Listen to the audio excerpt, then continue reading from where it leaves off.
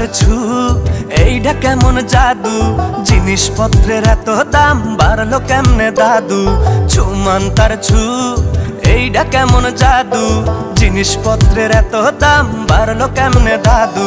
কালকে ছিল 80 টাকা কেজি করল্লার, 120 টাকা ছিল আলুর পাল্লার। আজকা দেখি চড়া দামে বিক্রি হইতাছে কদু।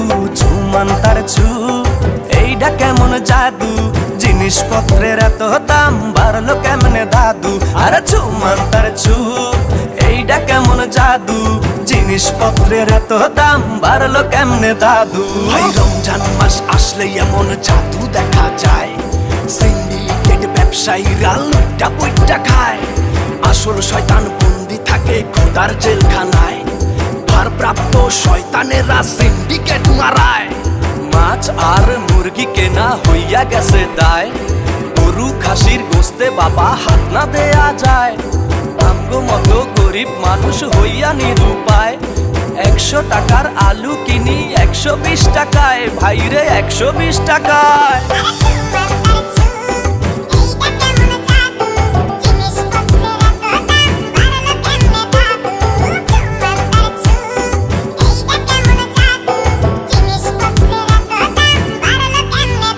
আমগো দেশটা এখন চলতাছে ভাই ভেলকি বাজির উপরে, ভর্তা ভাত খাইতে হইব বাড়িতে গিয়া দুপুরে। 3 বেলাই চলে এডি কিচ্ছু করার নাই, এখন কাজ কামের যা পরিস্থিতি কয় টাকা কামাই বলেন, কয় টাকা কামাই।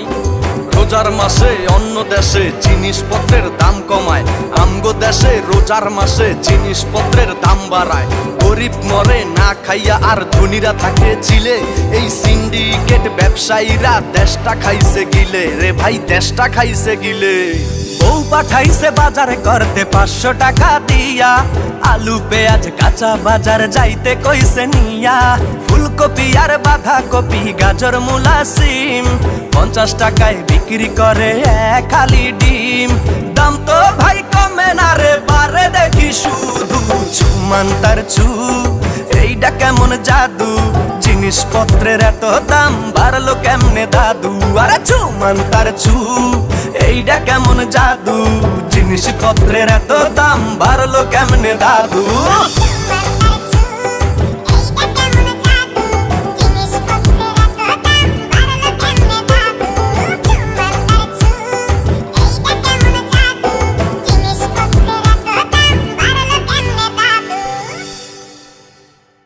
ছুমান তার ছু এইটা কেমন জাদু, জিনিসপত্রের এত দাম বাড়লো কেমনে দাদু। ছুমান তার ছু এইটা কেমন জাদু, জিনিসপত্রের এত দাম বাড়লো কেমনে দাদু। কালকে ছিল 80 টাকা কেজি করল্লার, 120 টাকা ছিল আলুর পাল্লার। আজকা দেখি চড়া দামে বিক্রি হইতাছে কদু।